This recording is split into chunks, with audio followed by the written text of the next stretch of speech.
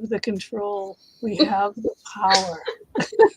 We are controlling the airwaves. You are in the Fox Den. Gina is a control freak. Gina But we B love her. and Mama D will share the show. We do have a very awesome hypnotist in the room, certified hypnotist and hypnotherapist. So this will be really, what's the matter? What's the matter, Mama D? I said you like your tongue tied. To hypnotize you not to trip over your tongue. You can do that. I was hypnotized a long time ago to quit smoking, and it actually did work. If I had not gotten into a fight with my first husband, and to show him, I went out and started smoking again. I showed him. Elizabeth Taylor. Exactly, right? Stupid. but I did it. I did eventually quit. But hey, I have no voice now. Yeah, so bear with me tonight. My voice is horrible, but I will do the best that I can. I'll just let everybody else do the talking. Right. Did you hear that, Jen? Mm-hmm. Mm-hmm. Yeah, exactly. All right, so let me play the video about Jim, and he'll be with us as soon as it ends.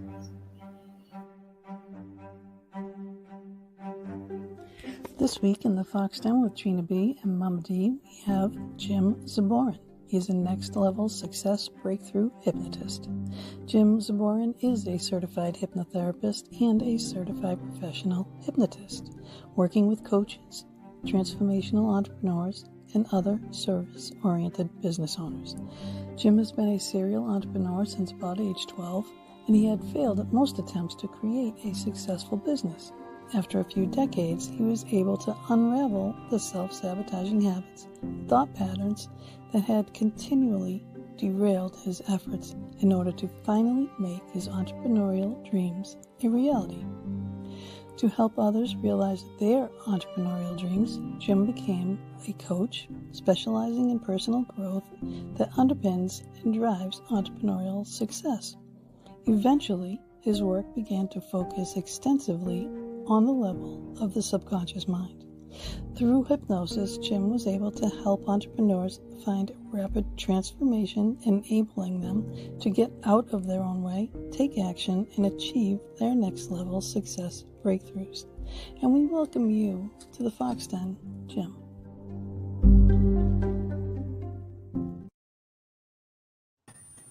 And there he is. Well, thank you. Thank you very much. That was a beautiful video. I appreciate that.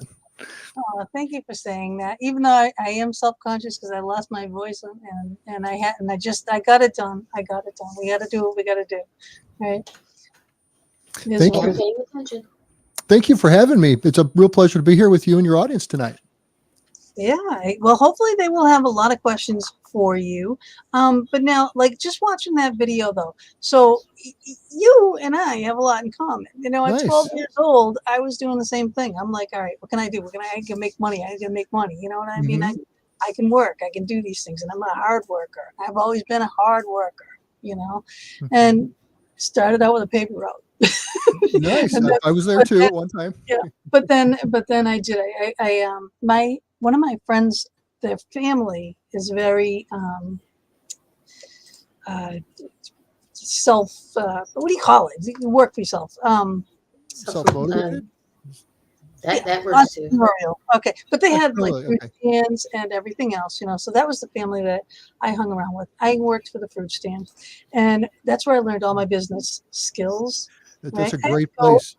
It was. That family was amazing.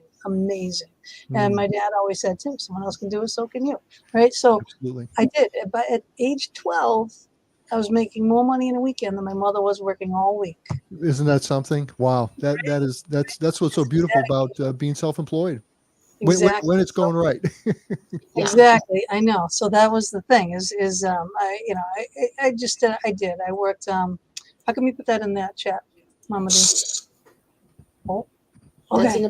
Just keep that. Okay. So you're the old woman. I'm going to leave. Just do my thing. Go. You do your thing. But that's it. I mean, I've been like that my whole life. So I've always had my own business. A few times I worked for other people, you know what I mean? But Oh, of course, sure. for the most part, that was it. So I'm like watching that going, yep, try, fail, and that's the thing with people in business. Now, I'm sure you run across this all the time now. So people are coming to you like, oh man, I tried and I just can't make it work. And they're just like gloom and doom and ready to throw in the towel. Yeah. There are, it's kind of a mix there, Gina. Typically, I can really only work with somebody who's ultimately what would be a person who is not like being a victim. Some people, if they complain too much, they end up quitting before they even see me. So most of the people I see are actually what I would call heroes, in the sense that, they're hurting sometimes a lot, but they're going to keep going. They're going to keep going. They're going to keep going, looking for those breakthroughs. And that's why I specialize in delivering that, because that's what I'm really that they're passionate going to about. work. And they're Yeah, gonna do exactly. it. They've got it. They've got that drive. They've got it. Yeah, they've got the ability, and with that drive and the fact that they're not just giving up and quitting and complaining about it. I mean, everybody has to vent, and that's not a problem. But these people will vent, and then they'll move forward. And it's when they're ready to move forward, then we can do a lot of stuff, actually. Wow. So that's pretty amazing. But now, okay, I want to back way up. All right. So how did you decide? Okay. Well, what was your first thing? All right. At like age 12. I want to know what you did for like different work. It started out with my dad had a big library of books in the house, and he had all kinds of topics. It was a blue collar neighborhood I grew up in, but my dad was an electrical engineer, so it was like a white collar household, but blue collar workers, a lot of factory workers, a lot of restaurant owners, a lot of hardworking people, whether it's for other people or themselves. But so I wasn't really too much in tune, though, with the business owner side. But I was looking through some of his books. He had some books about starting your own business and garage sales and things like that. And it really caught my attention. And as I started pulling these books off, looking at them, I was really drawn to the idea of being able to set my own schedule, decide when, where I'm going to work, how much I'm going to make. And I have a real free-spirited bent to me since I was a child. In fact, my father said I could never go with the status quo, and he's right. Not because I wanted to go against it, simply because I see a different way to do it. Exactly. And I'm good with it, and they're good with. I'm good with what they're doing. I'm good with what I'm doing. But so it started out then with like dreams of writing a recipe book and getting $5 bills in a PO box somewhere and having those $5 bills rolling in. Nice. And but at 16, so I had dreams and I had all kinds of plans for different things. My very first business, I actually made money at it too, was probably I think it was about 3 or 4, and I still have a photo of it. I don't really know where it is now, but I know of it. My mother we were in Pennsylvania at the time. My mother had set up some boxes like a counter, and I had a little green corncob tray with some mints in it, some Starlight mints, and I had a little Fisher Price cash register. And Charlie the Milkman was my first customer, and actually in that business, my only customer paid 2 cents for a Starlight mint, and that was it. But so it's probably a bit of my blood even earlier. But I've done everything since then. I truly believe that is the thing. Hi, Colette. Hi, Drita. Did I say that right, Drita? Yeah, Drita. Okay. I haven't seen her in a long time. I know. Busy. Yeah. But yeah, I think people have that mindset to run a business and to be a boss. I do. I think it's something that's like born. I've always been that way. Very independent, very self-sufficient, very,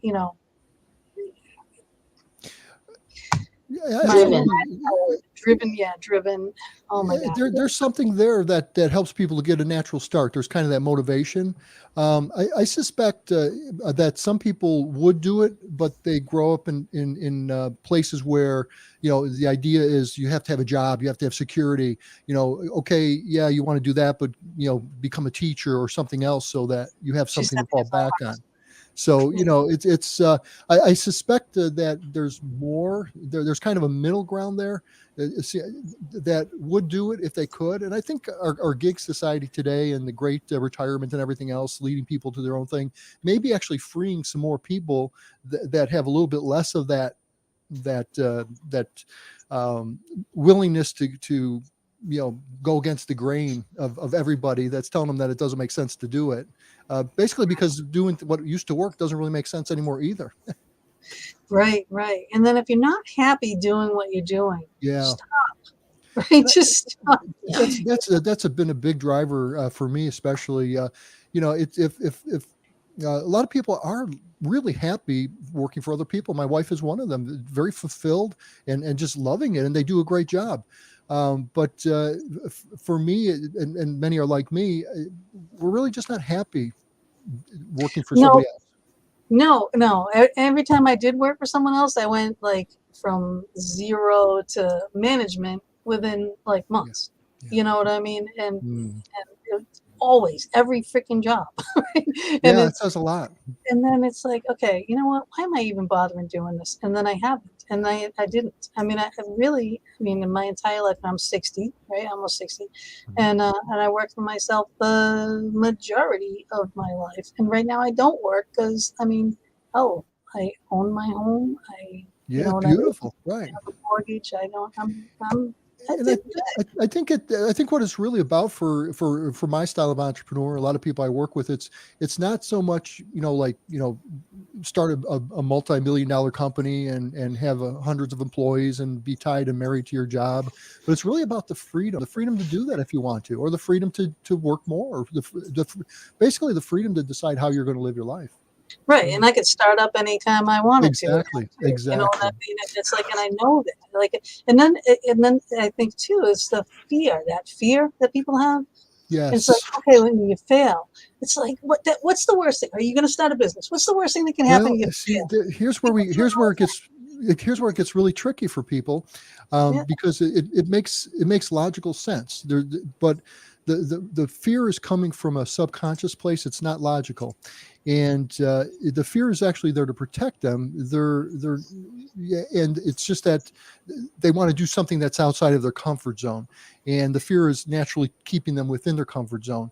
And sometimes that will protect us, but for the most part, that comfort zone is set by other people when we were much younger, and from their ideas that we've accepted, and we don't even remember we accepted them, but now we live by those limitations, and they're really not something we could consciously think of that we could go beyond them. And what's the worst that can happen?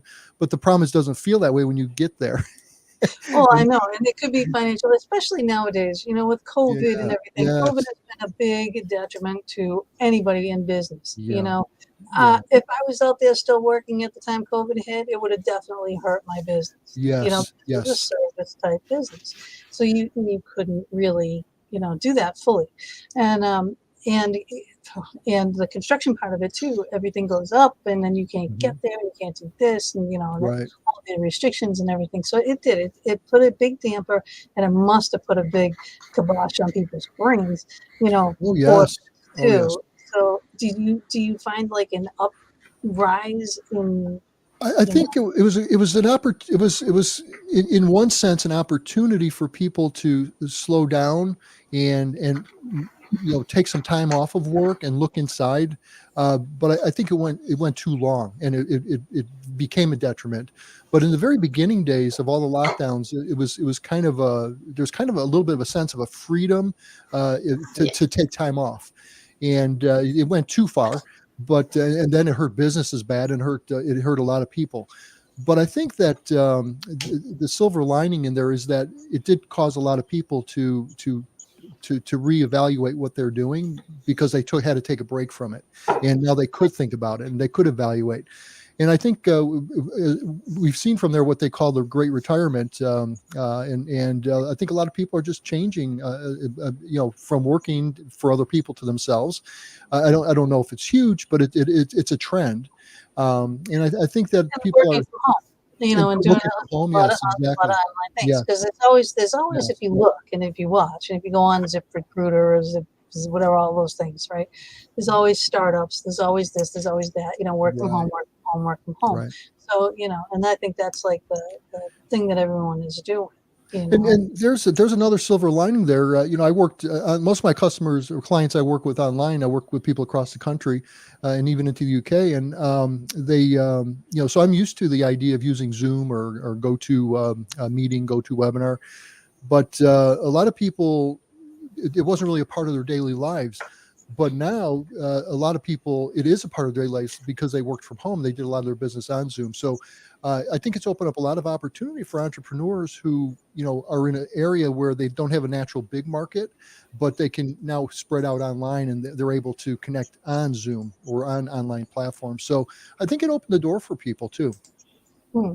So when people want to be hypnotized by you or have sessions with you, how does that generally work? Do they come over time? Is it a lengthy process? Is it a once and done? I mean, what happens? Well, the minimum I'll do, Gene, that's a great question.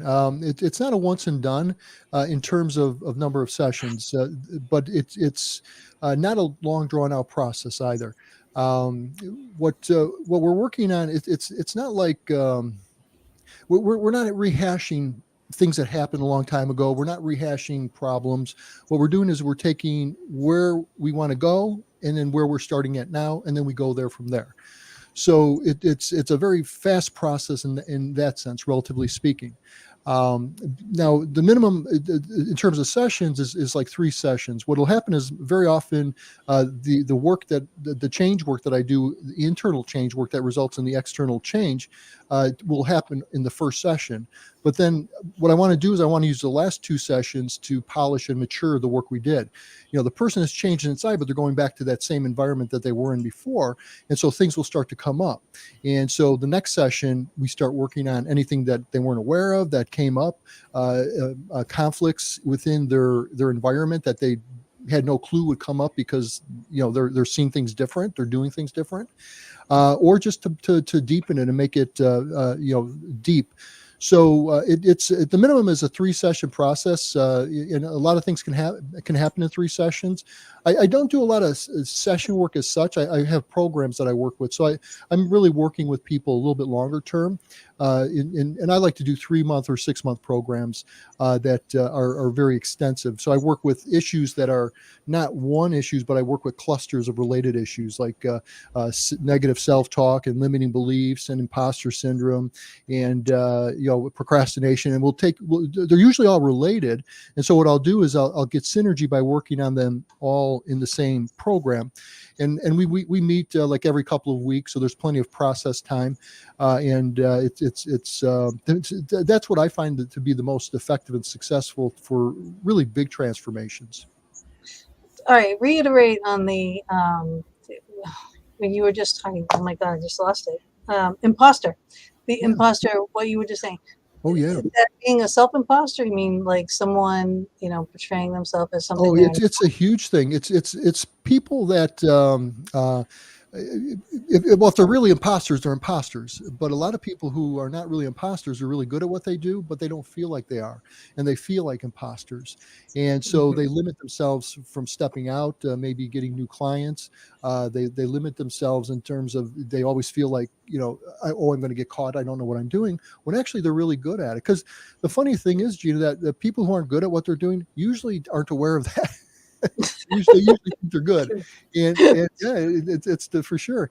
And the people that I run into imposters, there's different possibilities. They are an imposter, but if they are an imposter, they probably aren't even aware of it, and they're not coming to me for imposter syndrome, or they don't know enough, and they should know more, and then it's just a matter of improving your skills. But if they're coming to me at that point, they're usually knowing what they're doing. They're really good at what they do, but they're holding themselves back because they know so much, but because they've learned so much and they've gotten so skilled, they know there's so much they don't know.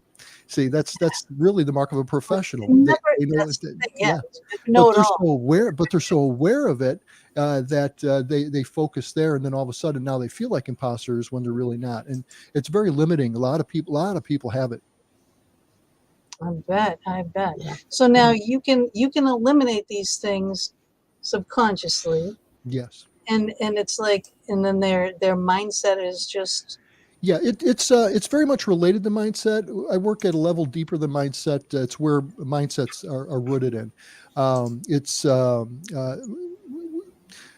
we come into the world and we don't really have any kind of an understanding of what reality is, and we then spend the rest of our lives building using our senses to take in data, and in that data we're building this map of how we see reality, what reality is. And we learn things. We learn not to touch hot stoves, and we learn not to pull dogs tails and things like that by our experiences, or by seeing other people's experiences, or by somebody tells us and we listen. But we developed this whole map of what reality is. And the thing is, the map is not what's out there. The map is our interpretation based on our experience of what is. And usually it's not accurate because it's developed since being a baby, since our childhood. And so there's a lot of it that is not really accurate, that we live by, but we're not even aware we're living by it. And it's old ideas. And what I do is I work to I go into the subconscious and I work with the symbols. The language of the subconscious is symbols. It's pictures. That's how we start out thinking. We think in terms of pictures, and we associate the pictures, and words come much later.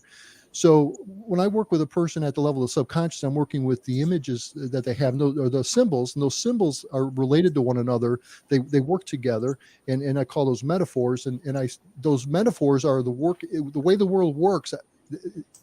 The way the person is interpreting the world is working, so they're acting off of that model. And a lot of times it's just not accurate. Other models will work better, or other models may be much truer in terms of getting results that you want. So I work with the level of the symbols, and in the process of doing that work, those symbols begin to evolve. They begin to mature, and they begin to come to the place of more maturity, where the person who is now sitting in front of me is now more mature, than they were when they developed a lot of these understandings of the world that really were just functional at the time. And by evolving those, it changes the way the person perceives the world, and then that changes the way they act in the world. So they'll get the same stimulus, but they'll be following a different map. And the mindsets are great. Mindsets are perceptions, but the difficult thing with mindsets sometimes is that we can come up with these great mindsets and apply them. And so a lot of times it's fantastic. It'll go right in, and we'll accept it, we'll adopt it, and we'll start living by it. And because it represents a better map of the world, it gets us better results. But there are a lot of times where the subconscious is rejecting the idea of the mindset we're trying to put into it from the conscious mind. And therefore it's not really doing it. And so it takes a long time for an idea to go from the conscious mind to be adopted by the subconscious. It takes a lot of repetition, a lot of emotion. And so if you can keep repeating it, and you keep working at getting it into yourself at an emotional level, it'll gradually go into the subconscious, and then you can adopt it. And that's if there aren't conflicts. There are conscious subconscious conflicts, and there are just even the fear of unknown. There's all kinds of things going on at a subconscious level to protect us. And none of these things is really broken. I'm not fixing anything. It's really just a matter of maturing things and helping things to grow up and find resources that the person already has inside. They just don't recognize it as such. Now, do you give people like self-hypnosis type things to back up what you're doing after? Oh yeah, absolutely. Absolutely. Yeah, it's all hypnosis actually is self-hypnosis. As a hypnotist, I don't do anything to anybody. I'm simply eliciting their natural ability to turn inside and access their subconscious mind. It's a natural learning state. We all access it, and in fact, children live there. That's how they learn so fast. They're just absorbing things. They're not even, they're focusing maybe on a story and laughing at the story, but in the story, they're absorbing shapes and sizes and colors and relationships and words that they aren't even really consciously aware of, but they're so engrossed in it. They're so mesmerized. They're they're just absorbing all this information. And Sure. adults begin we develop a critical factor at about the age of 7 or 8, which is very important for us when we're going to begin going out in the world, because it shuts out our mind from accepting every fool idea out there. And then we get to the point where we reject every single idea. And then it gets very hard to learn when it's trying to come in through the conscious mind. But we still access that subconscious mind. It's a setting aside of that critical factor for a time being. And it doesn't go away completely. We're still able to reject ideas, but we're more open to receiving them. And we use that faculty every time we watch a movie or read a story. When we're watching a movie, we're not sitting there saying, "Oh, those are just actors. Oh, somebody wrote that script. Oh, this didn't really happen." We set all that aside and we're like watching what's going on, and we're like, feeling like fear, and we're excited, and we feel like love and Cringing and tongue-ducking. Exactly. We are living that story inside. And Right. because when you're driving down the street and you hit a duck, like it's going to hit you. Yes. Right? It's hitting the car. It's not going to hit you, but we all duck anyway. Exactly. So we Sure. become so engrossed, so absorbed, and that's all hypnosis is really. It's being absorbed inside, and so it's a natural learning state. Make it like second nature as opposed to fighting it.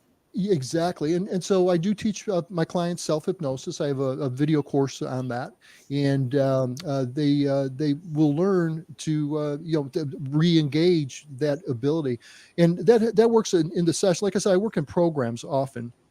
And they're getting a number of sessions with me where they're having me elicit that natural state from within themselves.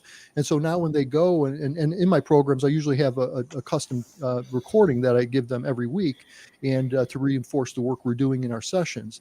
And so they're used to every day listening to a hypnosis tape and going in, and then they just naturally pick up what they already know how to do. They just kind of forgot. Huh. This is amazing. Okay, so Colette says, is it true that not everyone can be hypnotized? Colette, that's a great question. I hear that often. I hear that often from people who, I mentioned that I'm a hypnotist. I don't agree that that's true. Now, it's not true in my experience anyway. And I think anybody who has learned has to be hypnotized at some level in some way. Now, here's where the nuances come in, and I think this is where people get that feeling, that understanding.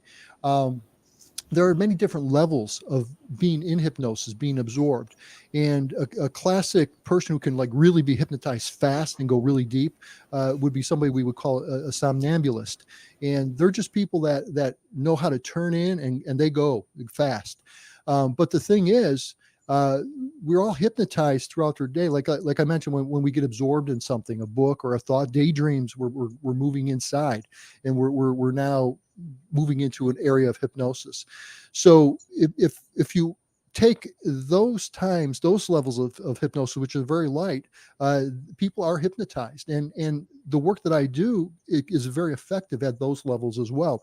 In fact, there are times where I don't even have somebody close their eyes. We just in the session, I just start talking in a certain way, and they're used to that, and their eyes glaze over, and we're just off to the races, and they sit there like staring, but and then I'll look at them, and then they're looking at me, and they're just taking everything in that I'm saying, and they're processing it inside though. Do you ever feel that people are afraid of you because you do this? Well, it's not something I can do on purpose. Once again, I'm not doing anything to anybody. I understand. I know that about it, but do you find that in people though? I think probably some people, a lot of people joke about that. Some people probably are a little bit serious, but the reality is they have nothing to fear. I can't hypnotize anybody who doesn't want to be hypnotized, because I have to help them hypnotize themselves. And if they don't want to be hypnotized, they're not going to be hypnotized. Now, I could fool somebody in a sense where I could do things that are attracting their attention and absorbing, and they'll go into a state, but it's very easily broken. So people can be hypnotized, without realizing it for a little bit, but then they'll snap out of it, I just had an experience with a client where I mentioned I was talking to her, and her eyes were open. She kept looking at her little watch, and her watch had like it must have been Apple Watch or something. She was getting text on it. So she kept being distracted. So I put her into a waking trance. That's what I call a waking trance.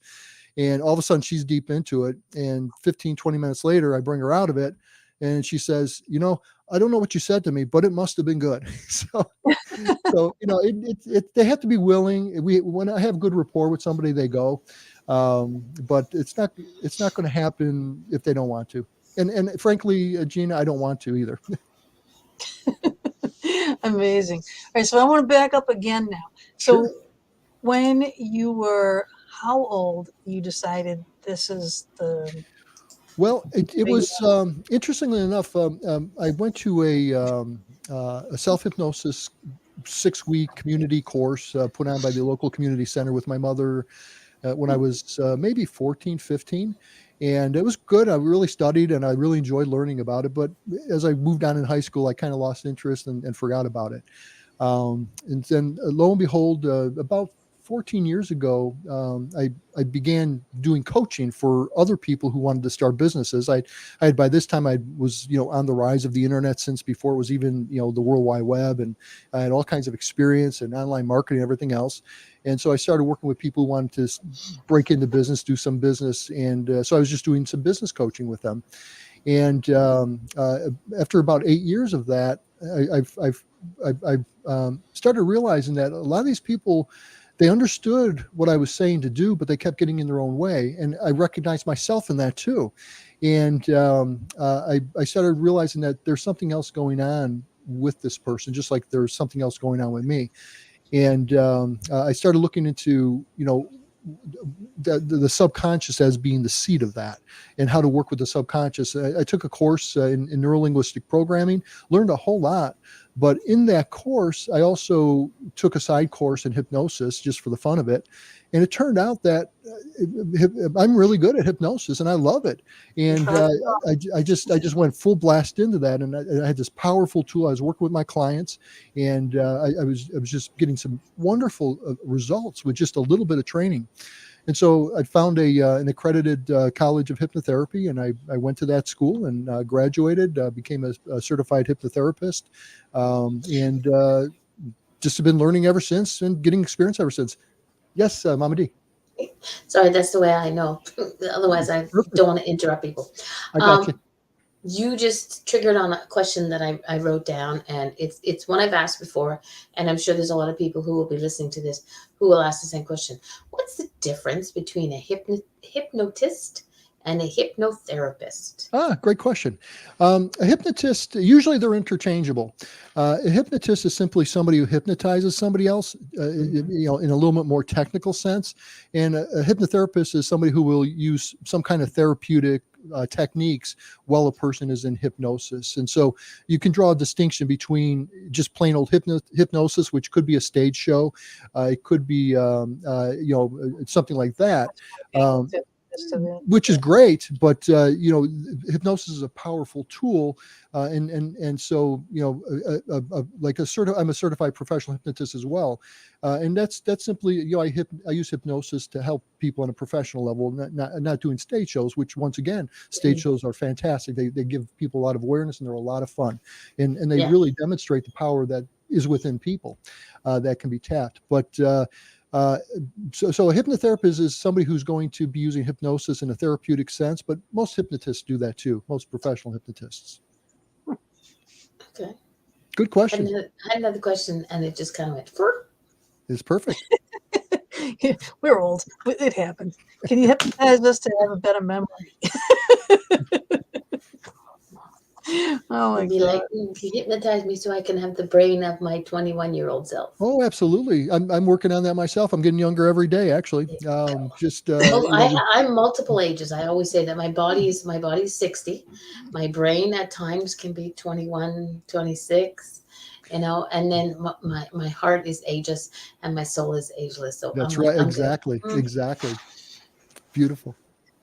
Right. So out of there's only 5 actually written out questions here. But incidentally, Colette, thank you for that question. That was great. I didn't say thank you before for her question, but that was a good question. That was. So now, well, we already answered that one. Okay, Our but minds. hang on. Let me just go off the bubble again. Is there Okay. anything that you won't work with somebody Oh, sure, for absolutely. in Oh, hypnotherapy? absolutely. Um,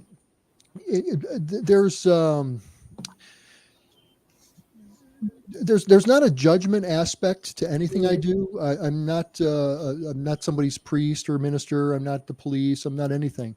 Okay. So anything somebody wants to come from me more for is I'm there to be in their corner. So if I take a client on, there's no judgment. That client, wherever they're coming from, whatever they're doing, Mhm. we're working on that.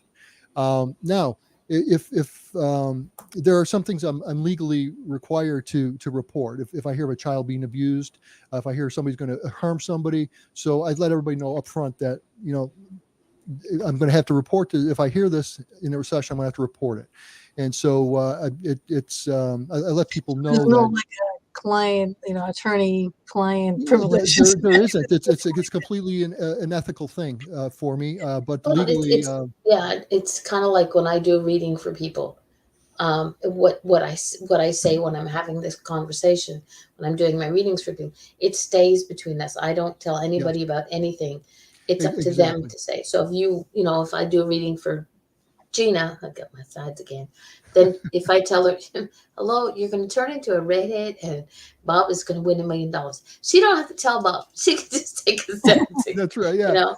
But no I won't judgment. say the thing. Yeah, but Yeah, that's something that's yeah. important, is But because sometimes you think when you're into hypnotherapy, when you go to hypnotherapy, that you're going to say something that's going to be oh, incriminating, and it's going to yeah, be told your whoever. yeah. It doesn't really work that way. What happens is that you still have you still have complete control of your faculties. Hmm. You're not going to say anything you don't want to say. You're not going to do anything you don't want to do. That's right now. So Mm. yeah, so people are safe in that way. And really, frankly, I don't want to know. And in fact, I'll do hypnosis and I'll do therapy, and I don't even know what the content is that they're talking about. Okay. But we just use symbols, and the symbols don't have to look anything like Okay. what they're talking about. I really don't need to know that. All All it the has to have particulars, understand right? is that the person understands what they're talking about, Yeah. and then I know how to work with those How do symbols. you use the symbolism in your life you can use it for multiple things, right? So you Yes, have exactly. one problem, but you can use that same symbol for 5 other problems because Exactly. it's Or the I can same, just even affects you the same way type thing. exactly. Or I can just take them through a process without them telling me what they're talking about. In fact, a lot of work I do, there's forgiveness involved. The person needs to forgive things and let it go for their own sakes. And Mm. they won't tell me what they're saying to the people. I have them go through a symbolic process of addressing the people they're forgiving and saying what they have to say to them. And I don't have to know a single word of what they say. I don't really want to know, to be honest with you. And I like that to be private with the person.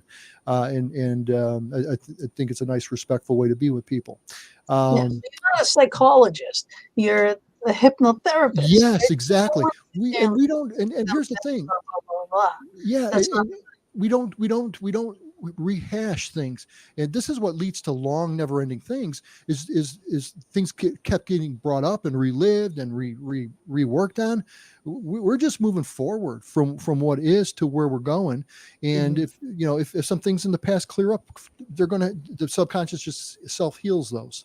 But really, I'm moving forward into the future with the client to where they want to go, and where they want to go it's not up to me to say what's right or wrong.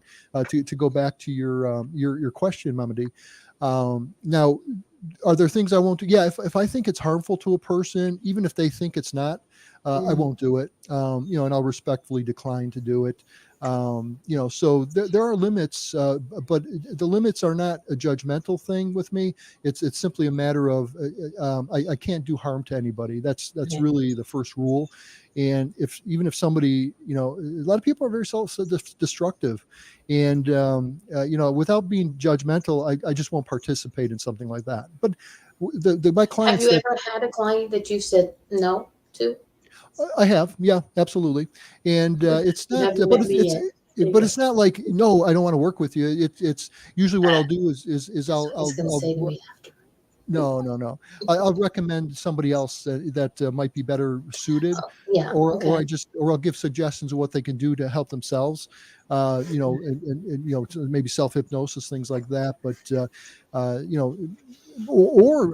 sometimes if I can work with people where their issues involve something that's of a medical origin, but Okay. in that case, I have to work with a doctor's referral, and sometimes I'll need a referral from a medical professional if it's going to be if I'm working on something that's going to end up hitting into something, that's a Okay. health Okay. issue, and I won't work with somebody, in those cases. Hmm. Have you Interesting. ever thought of dabbling into like the past life regressions or anything like that? Oh yeah, I do. It's a regression is an interesting topic. It's something. A distinction between regression and past life regression is I don't do pure regressions. There's a danger associated with that in making the problem worse. I do something more powerful, which is what I call symbolic regression, and we leave a layer of protection for the person's subconscious, because sometimes what's in the past the subconscious has scabbed over or is covering up, and doesn't the person is not ready to consciously know what's going on there, what's healing, or revisit that, and the subconscious will avoid it. And if you poke too much in there, the subconscious could give that up, and then that causes the person to relive it, and then that just makes it even worse. It's a regression itself Is it um, too? there's some dangers to it, and it can be very effective, but you've got to watch what's happening. But what I do is I do what's called symbolic regression, and I go through the regression, and there's a layer of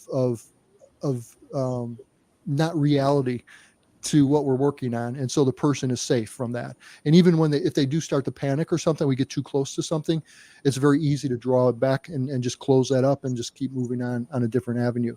Mm. Now, past life regressions, by their nature, aren't directly connected to this life, and so I consider those to be symbolic, right? I've had on a guy though, Chris Lee, several times actually, and I had him hypnotize me too. He is a past life regression Yeah, therapist. yeah. Okay, Well, that could be very powerful. for for a past what can happen to you in a past life Yeah, comes forward in this life physically. yes, So if you're afraid of water, you might have drowned in a past life. yes, If you have exactly. fear of fire, fear of heights, fear of whatever. And Yeah, so he takes you back into those lives, and you get rid of them there. You yeah, take them to your soul family, you leave them there, and it does yeah. affect your life today Oh, because now absolutely, you can absolutely. go swimming. The safety though is that it's still not in this life, and so it's not. The True. person isn't going to be thrown into a panic as likely. It's not going to rip a scab off of what the subconscious is currently protecting. It's just dipping back into something that could be more or less symbolic in the way the person is recalling these things. So the subconscious is able to really. It's a buffer. It's a buffer. If nothing else, the buffer is a previous life. And so it's not the same thing as doing a regression for something you've experienced in this life.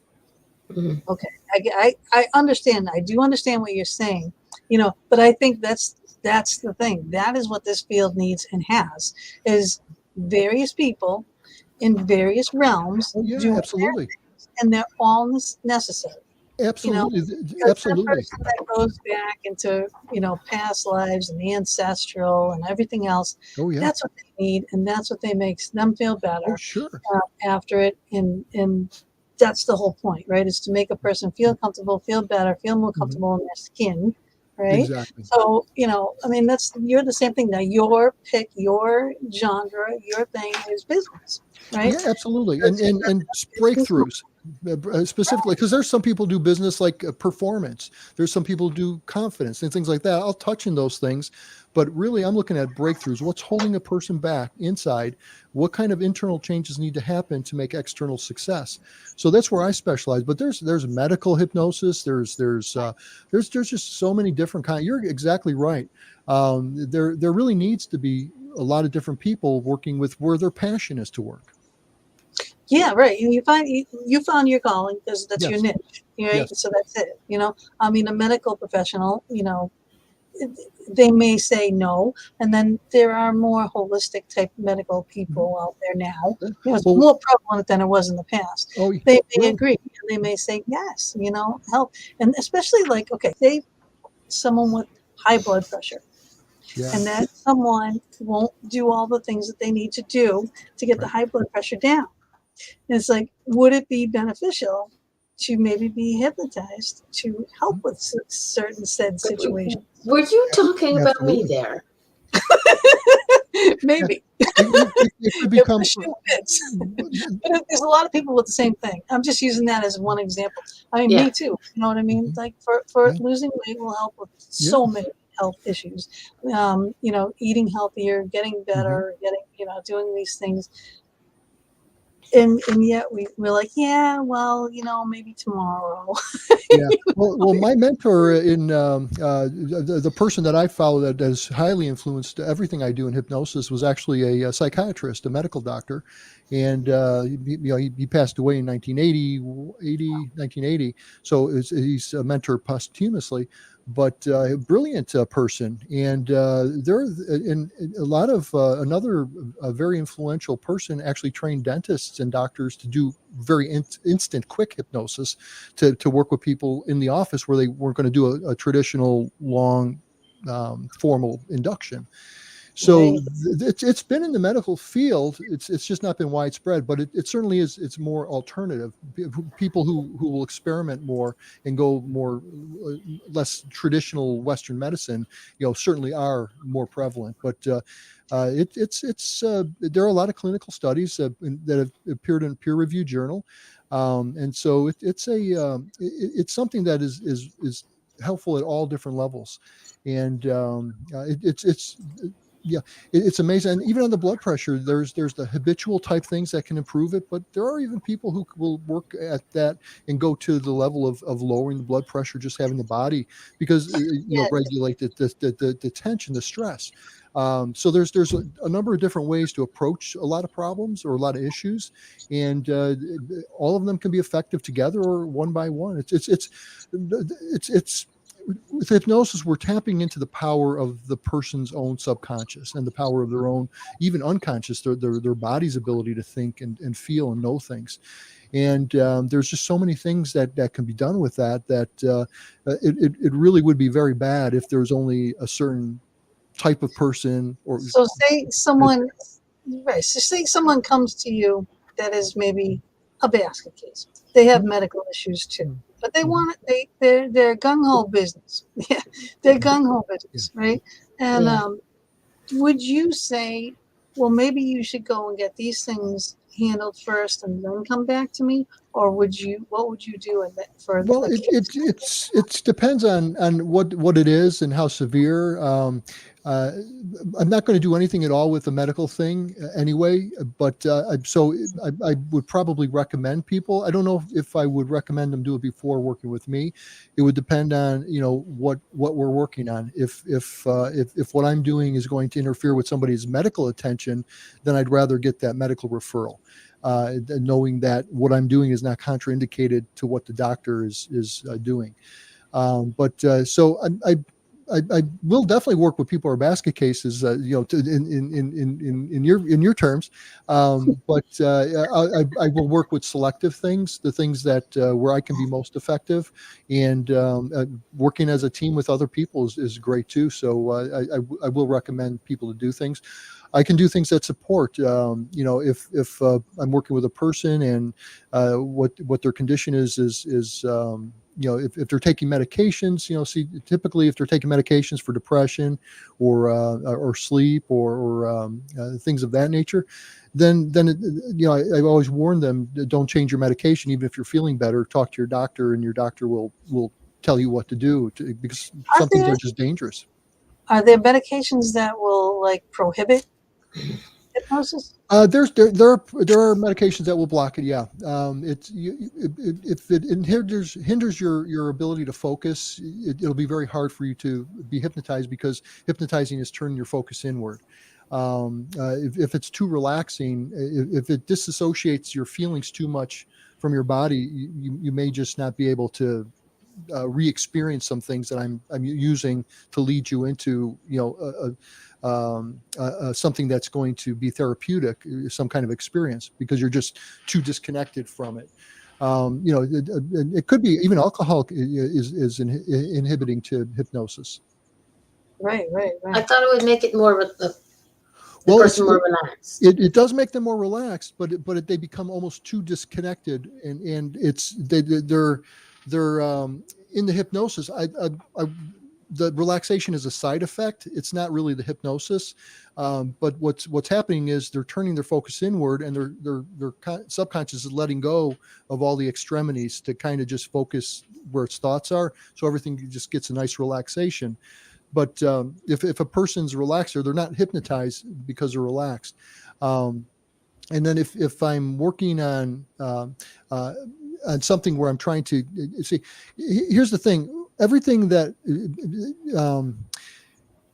if it's the brain builds its knowledge by the neurons firing, and there's that neuroplasticity. Things don't change unless the neurons are firing. And if I can't, if I'm trying to get a person to re-experience some feeling that they want to move past, I have to get it firing so that we can then change. But if they're disassociated from their body because they're too relaxed, they won't fire up, and then they're not as plastic. They're neuroplastic. Yeah. So it inhibits. It's not impossible, but it inhibits. It makes your job harder. It does, and it's probably the worst thing is probably not as effective for the client. And that's the harder part. Great questions. Love those questions, though. Wow, we come up with some goodies. You do. Nice ones. Yeah. Sharon says she was told that her will is too strong to be hypnotized. I've heard people say that about themselves, or I've heard people say that they've been told that. Here's the thing there. That was Sharon, right? Yep. Here's the thing, Sharon. It's not a matter of wills when I'm working with people. It's not a one will going to win out over the other. It's a partnership, and there's rapport. And so my suspicion is that if you want to be hypnotized, you certainly will be. But if well, here's the thing. This is the thing. I'm going to interrupt you. All right. This just steams my onions. Right? So it's like, it bothers me when people go to a psychic and say, well, you're not going to, you're not going to. Did you just say steams my onions? Yes. It's clever. It's cute. I like it. I'm picturing steamed onions. Sure. But but if you go to a psychic, if you go to a hypnotist, if you go to things that are to help you, why are you going to fight it? Well, that's it. Yeah. And I have people like that though. Their first session, they'll come in and they're nervous. They don't know what's going to happen, and they're a little bit resistant, and I'll just start moving them into a trance. I'll just start turning them inward, and sometimes I'll say to people, it's not. I'm not telling you what to do. It's entirely up to you, and it's not a contest. I'm just inviting you to enter inside, and they'll go into that. So Sharon, I don't know if my suspicion is that you can be hypnotized, but certainly maybe not against your will. And okay, let's see what. She said two hypnotists tried and failed. They both tried, but that's what I was told. Okay, I don't know the situation with those hypnotists. I'll bet Sharon. Or what medication you might have been on. There's variables in there. I'm not saying that wasn't your experience. I'm not saying that they're not even right. But in my experience, I've never met anybody that is not hypnotizable. But typically because people coming to me for being hypnotized, and when they're resistant, it's only because they're nervous and they're afraid. But it's not really a matter of the willpower. It's really a matter of turning your focus inward and allowing yourself to just kind of drift inward. And it's the same focus as if you were daydream. Are you able to daydream, Sharon, or are you able to get involved in movies? It's going to feel like that if you were to go in hypnosis, that beginning stage. If everybody really passes through a hypnotic stage when they go to sleep, no, okay. So it's I'll bet I could hypnotize you, Sharon. It's not a challenge at all. It's more of an invitation. Yes, it is. Because no, not at all. No, I'm kidding. I have no vested interest in that. But if Sharon were interested, or anybody was interested, I'd like to help them you to do find that? hypnosis. Now, do you do this way, like Zoom with them or Skype with them, or how do you Zoom. do it? I prefer Zoom, although I could use GoTo a meeting. But Zoom is a platform most people are familiar with, and they're very used to how it works. And so we get on Zoom. It works really well. In fact, it almost works better than my experience with in-person clients. And I love working with in-person clients. Don't get me wrong, but I just saw Sharon's question. I'll get you in a second, Sharon. Thank you. I find that the clients, because they're in their element, they're not sitting with me. They're already now less More distractions. comfortable, Now yeah, they more can comfortable focus. They haven't traveled and gone through traffic and got all riled up. So they're doing what they're doing, and then they can go stop what they're doing for a little bit, then go right back to it. So it's just so nice and comfortable for people I work with. The only thing is I just warn everybody to make sure there's no distractions. I've had dogs run in and jump on people. I've had children come in saying the dog got out, and it happens once in a while. That is distracting. That I don't get that in my office, but for the most part, it works better. Now, Sharon, let's say I was trying to get rid of anxiety and issues in past. Yeah, Um, she's got some issues. So a lot of things happen to her, yeah. from And there may be a protection there. Maybe your subconscious is just protecting you, and there's something maybe a fear. trust. It's a trust, Yes. people that are trusted. Yeah. Yeah, That's the number one thing. I would say that's a huge part of that. I think it's a big issue. If I don't have rapport with somebody, I can't help them to get in hypnosis. And so that's the very first thing. It's all about rapport. We have to have trust, because I'm helping the person set aside their critical factor. And if their critical factor is on guard, they're not going to let themselves into that. Thank you, Sharon. I really appreciate those questions. I hope that you are able to find your way in there. You can, on your own terms, and in your own time. So now you have all these courses and things in here. Now, I know your business set, but they could still work for other things as well. Of course. On your site, you have all these little courses and whatnots all available there, right? Yeah, I do work with a wide variety of things, because my focus is, I'm working with business owners and entrepreneurs usually, because that's where my heart is and my focus is. My heart is really with people in general as well.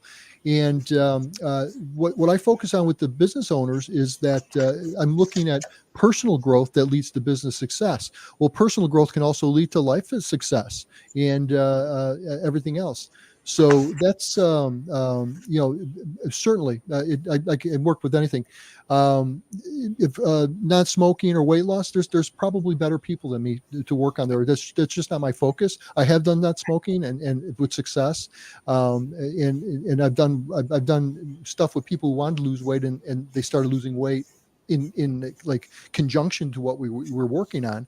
But that's not my focus as such. But anything that's holding a person back, limited thinking, poverty mindset, all related. Lack of self-confidence, negative self-talk, all those things that hold anybody back in from being all they can be in business are also holding them back in other areas of their life. So I'm really working on the same things. It's just that some people have a different use for it than others. Okay. Sure. I have a question. But now Nadine just finally came in. Hey, Nadine. Yeah. And we did talk about this Nadine. already. I just want to address this real quick, and then it's you, Mama. Okay. Should we compliment his hypnosis? Oh yes, absolutely, And absolutely. yes, I we do. I teach a 100-hour certification course for coaches or healers or therapists, so that they can use the power of hypnosis in whatever modality they're using. It's extremely powerful. I use in hypnotherapy. I use all kinds of techniques that I've learned over the years from other disciplines, and they're powerful. But when I go into the subconscious, they become even more powerful. And so I actually specifically teach other people how to do it who are using complementary type of modalities or disciplines, because it's a powerful tool. It's a powerful resource humans have, and it can be tooled with all kinds of methods. In fact, with neurolinguistic programming, where I kind of got that doorway into professional hypnotism, I'm convinced that it's hypnosis that actually makes that work. so there are things that, well, I'm working with a massage therapist now, and she tells me all the time how she knows what I'm talking about because she already kind of does that with her clients. And then I hear back feedback. Oh, I'm working with this person, and I started using this that I learned. So that's a fantastic question, and it's very complimentary. Absolutely. What happened to that? There was a big thing up there. Hi, Lourdes. And computer problems. Oh no, no Mercury retro. Totally understand. I totally understand computer problems. And then I gotta put this up because this is hilarious. We consider getting tattoos therapy. Yeah, tattoos are good therapy. So but she still doesn't have a fox one yet. Does she have a butterfly? Oh wow.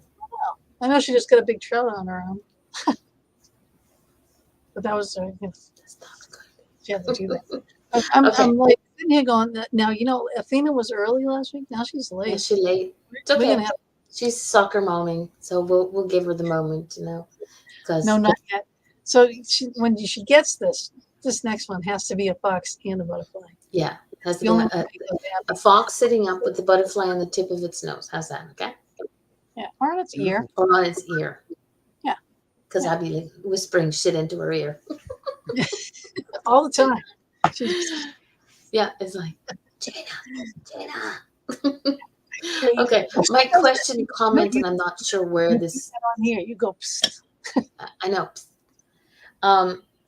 Is meditation a form of hypnotherapy? Nice question. Yes, it absolutely is. And guided meditation is very much like hypnosis, but hypnosis will take people deeper, and it's more of there's usually more of a point to it. But I'll use guided hypnosis, which is really just guided meditations, maybe just a little bit more hypnotic. I just use a little bit more hypnotic techniques to make it deeper.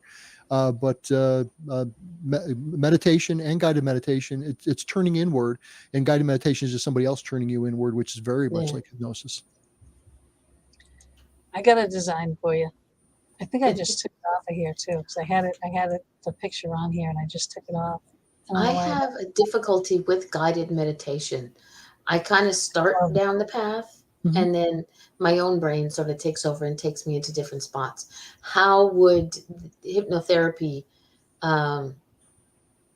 work with that, like guided hypnotherapy? It has to do with my particular techniques in it.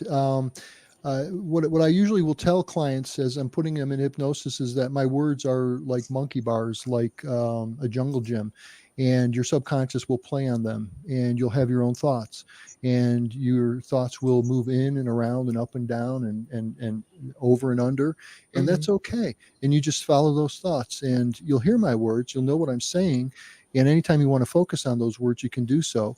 But anytime you want to focus on your own thoughts, follow your own thoughts, because I'm really partnering with the person's subconscious, and I'm really playing with them. It's kind of, I actually go in hypnosis when I hypnotize other people, and so there's a whole subconscious thing going on, and I'm not really concerned with my story. So I'm not really concerned that they follow me, because I know that their subconscious is picking up what it needs to hear.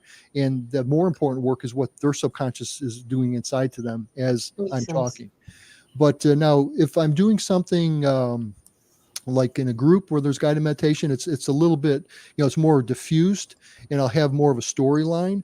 But still, even there, I don't think in what I do, there's no problem that the person is going somewhere else at all, because their subconscious is already thinking about a number of things at once anyway, and it can certainly listen to what I'm saying and be thinking about something that it needs to be thinking about at the moment. Yeah. I'm going to put this up real quick. There you go, Sharon. There's your new Ooh, tattoo. nice. Isn't that pretty? There you go. I'll send it to you. I went to Josh Gates with her, and she said Josh Gates contacted her. And I just commented, tell him to get a hold of Gina. We need him on the show. And we Maybe have have to find Athena. him. Athena is late. Oh my gosh. Oh, But- she in but this is trouble. Look at her. She's giggling like, oh no, I'm not. Oh no, look at her. She's gonna blush. Oh my God. we will be having her on in 1 second. She's going to be talking about this right here, blue lace agate. Okay, that's going to be our Technical. Tonight is the night of technical difficulties. It is. My computer's been kind of messing up too. But Well, okay, Jim- so Jim was first. I'm gonna play her little opener, and then we'll have Athena with us in just 2 minutes.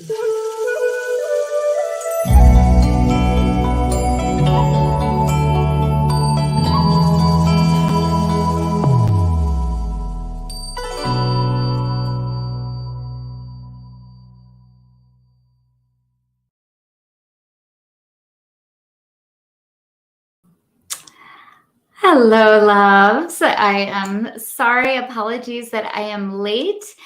We are still in Mercury retrograde, and my entire system decided to just go crazy. So even though I've got my crystals here, I don't know what happened. But anyway, I am here. And again, I am so grateful to be here. I am Athena Barry, Reiki master and author of award-winning book, Raise Your Vibes, and creator of Crystal Reiki Healer. And I am always grateful and happy it worked out for today to be back here on the Fox Den Show with our Crystal of the Week segment. So let's dive in. For this week's segment, I really felt called to the energy of blue lace agate, which is a good thing because clearly I needed it too. This one has its beautiful healing qualities of supporting our communication, our clarity, and our confidence. We are also, as I mentioned, at the tail end of Mercury retrograde. So although it didn't help for my computer, if you're sending any last minute emails or having conversations that you need to get out, holding on to a piece of blue lace agate will ensure that those go, out the way that they were intended and hopefully with less typos. Blue lace agate is our stone of the diplomat, as it is an excellent tool for using when we're making our affirmations so that we can discern the truth and to help us, use our voice and help it to be heard by others, which is also so important. It's a stone of expression, and it can really help you learn to distinguish, our own truths and also have the confidence to use our words without fear of judgment. It helps us to overcome those childhood programming, issues that we had where, children are supposed to be seen and not heard. So this really helps us to move past that kind of ideology that we so often take into our adult life. And it really helps us also, which is maybe even the most important, is to recognize that our contribution to the world really is important. And working with this stone helps you to verbalize this in a way that you can be heard and the way that you're speaking your truth.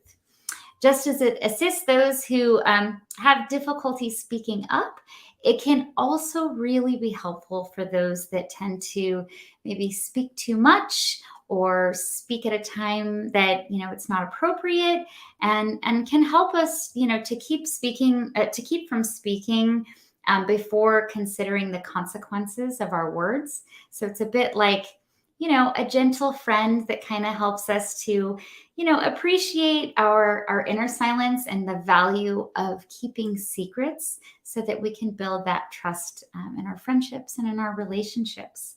Blue lace agate activates our throat chakra, clearing and balancing our throat chakra, but in a very gentle way, so that when you're speaking your truth, you're doing so with clarity and from your heart.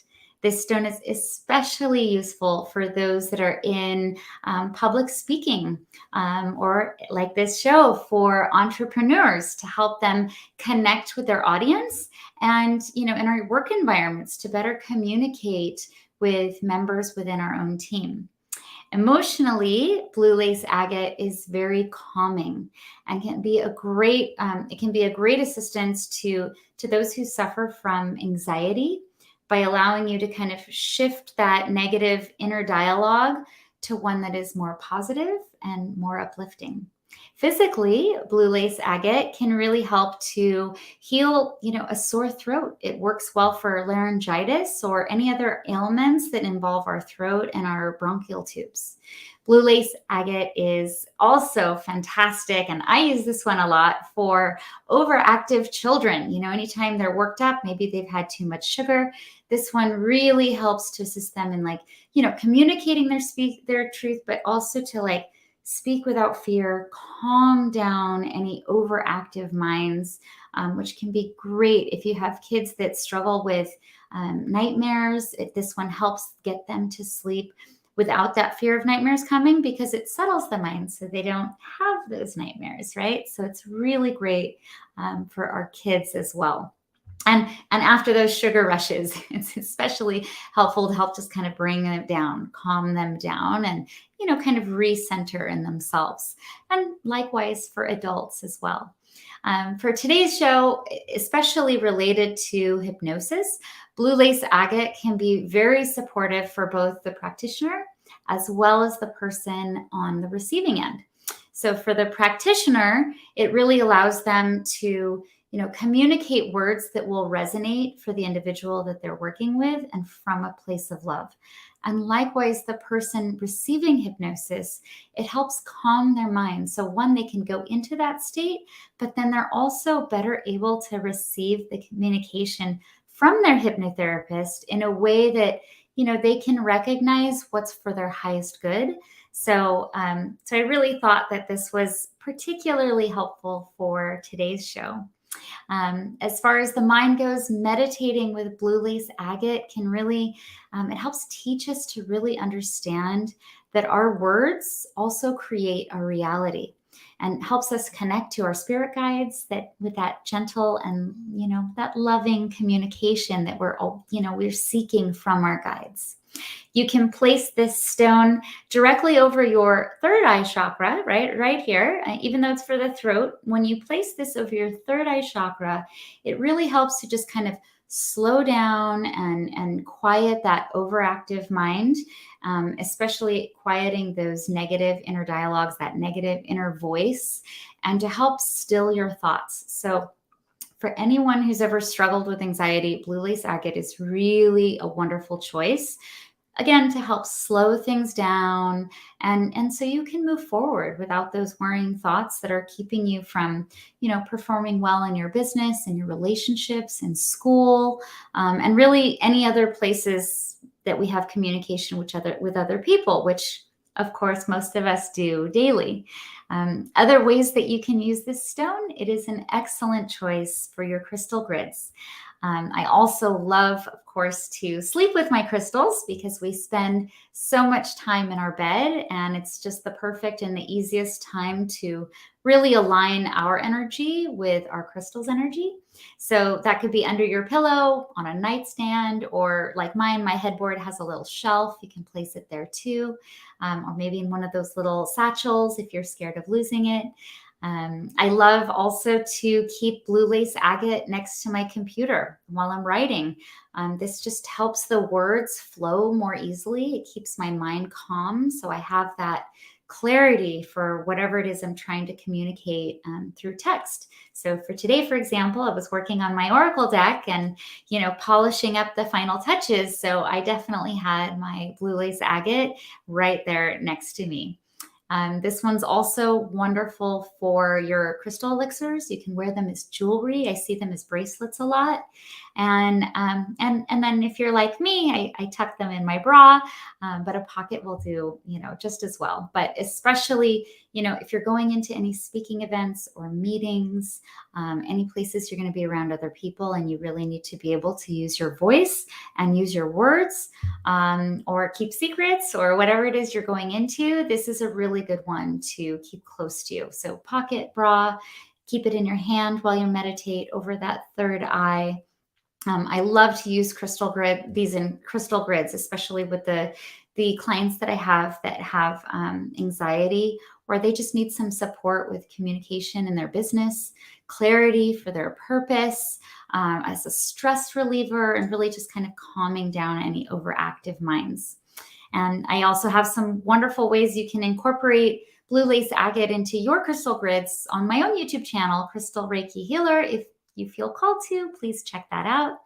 And of course, I love to leave you with a wonderful affirmation to help you connect to your crystal's energy. And for blue lace agate, I am calm and clear in my words, thoughts, and ability to voice my heart's true desires. And that wraps it up for our crystal segment of the week for blue lace agate. Thank you, ladies, again so much for having me, letting me join you, and for your patience for today. I hope that this has brought value to your show. Yeah. Yay! And there you have it. I love it. It's gone. And it's gone.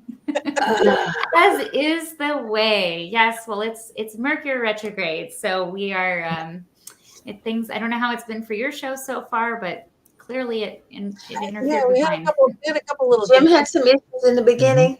Yes. Oh, yes, Jim. Well, of course you had to have a show during Mercury retrograde, but of course.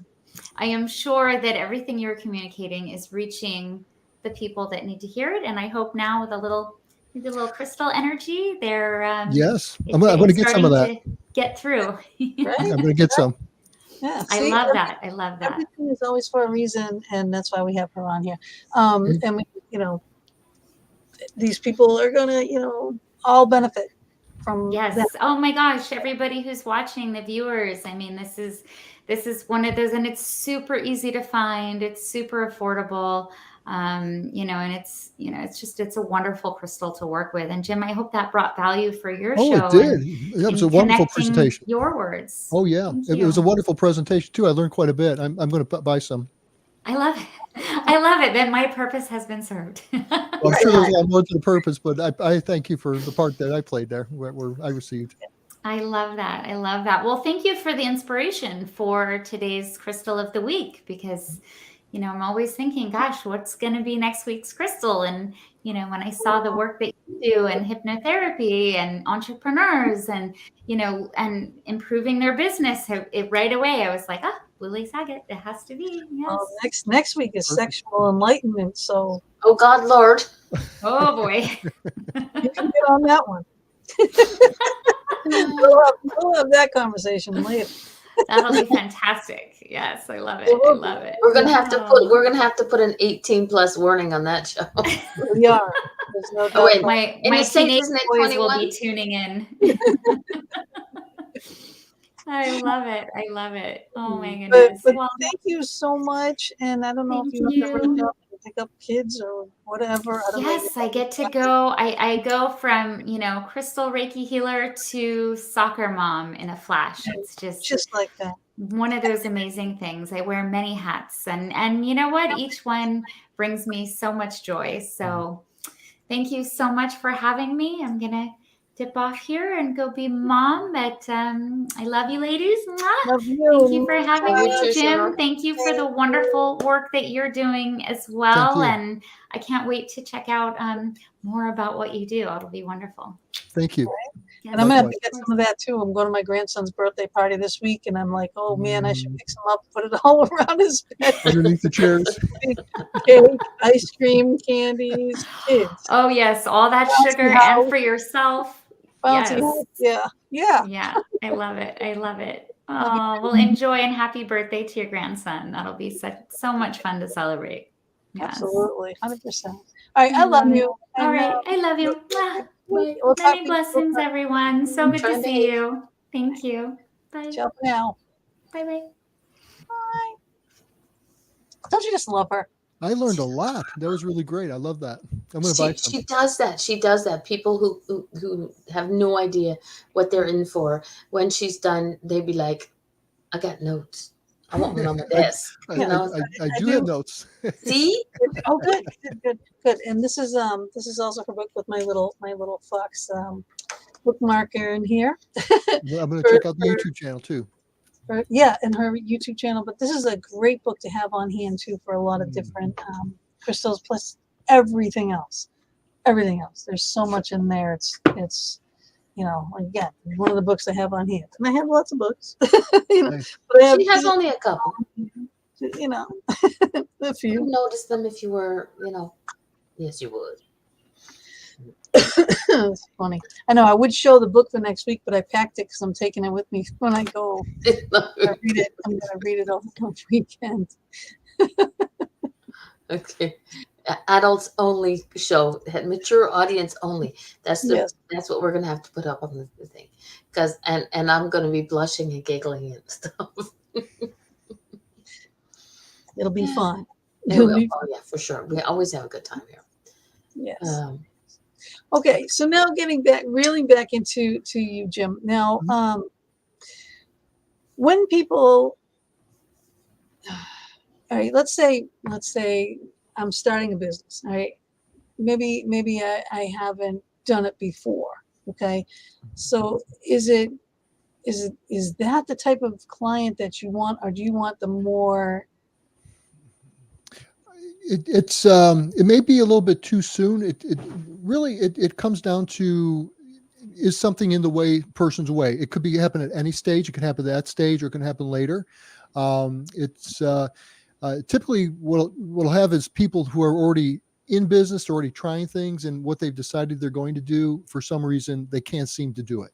And so typically they're going to have a little bit more experience of running into some kind of an internal wall and not really know why. And they study things, they take courses, and they get coaches, and try as they might, they're just not able to put it together or to do it, or get out of their comfort zone, or they seem to be self-sabotaging. So typically it's going to be people who are have gotten to a certain extent, but that extent has now brought them to the edge of their comfort zone, and the comfort zone is actually the cutting edge of their growth.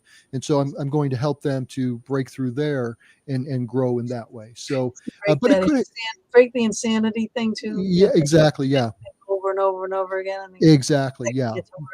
Exactly. So typically they'll already be doing something and trying something for a little bit, and it's not working. But it could be. I do pick up people who aren't yet, and they may want to understand life purpose better. I have one right now who she's a professional, a CPA, and she's she has a good job, but she doesn't really feel fulfilled in what she's been doing now for many years. And she would like to go into perhaps a business of her own. And so we're doing a lot of life purpose, a lot of clarity work. And there's some self-love issues that we're working on. And there was some forgiveness things. So, they don't have to be in a business. It's just, I happen to attract a lot of people who would like to be in business or are in business, but it's with her being a CPA, she's already got the bookwork down. Oh yeah, she's a sharp person. She is really sharp. So she's just having a lack of clarity. That's all. And it does happen. That is a really, you bringing that up, that is a huge thing on why businesses fail, though, because they don't understand the bookwork of it, and that is so flipping time consuming. I mean, it really, truly is, because I did. It is, and then things pile up. And I had 3 businesses all at the same time, all different things. So I had to do 3 different sets of books, and taxes was this thick. It was a flipping nightmare, right? Yeah. But but I knew how to do it because I did go to accounting school. Nice. You know, I mean, I did know this type Yeah. of stuff. I'm really good with numbers, but I'm really good with construction. So construction is math, and math is everything. People need to know math for everything. It's right? everywhere. Yes. So Yes, mother. you need it, right? And if you can't figure it out, think of it as money, you know, and think of it as your money. Right. So you can figure out math. Right. You don't want to lose your money, right? So you're going to do that right. You know, you want to know your exact change back. You know what I mean? I can do that. No, I love it. I used to work in a convenience store, and I loved when people would be like on their fingers. Yeah. And like, you know what? And they would be ashamed of it, and I'd be like, "Excuse me, but that's my calculator." You know? Yeah, that's right. I'll figure it out. Yeah.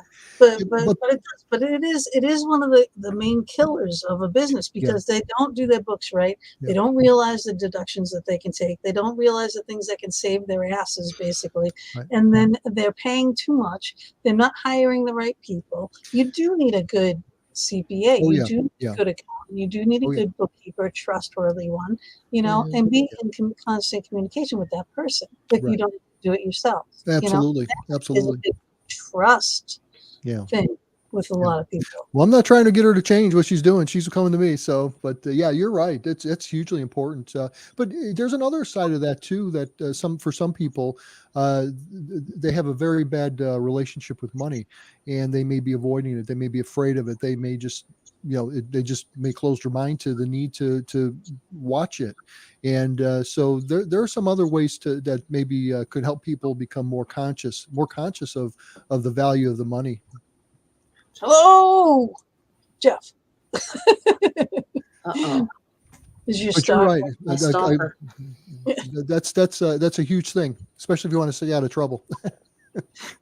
Well, it is. I mean, that's a big part of making a business work. I mean, if your books aren't right and your money's not right, and you're not watching it and minding it, and right, it's going to go out the door, or it's going to go to the government, or they're going to take it. You know what I mean? So there are things you need to do. It's not all like sunshine and lollipops, daisies and lollipops. Yeah, easy to do. It's not. It's not for everybody. It's really not. Even if you have the drive, it's not for everybody. Right. Yeah. That's why there's CPAs out there to hire. I work with some. I don't do that myself because I had problems with those things. I learned those in my many businesses past, and they became issues. And so for me, it's just easier to hire somebody to do that, like a good CPA. I don't use a CPA myself, but certainly if I needed one, I'd hire one. Right. Exactly. That's the thing. Is find the right person for the right job, and everything will go smoothly. But what was what was the hardest thing that you've come across that you've had to deal with?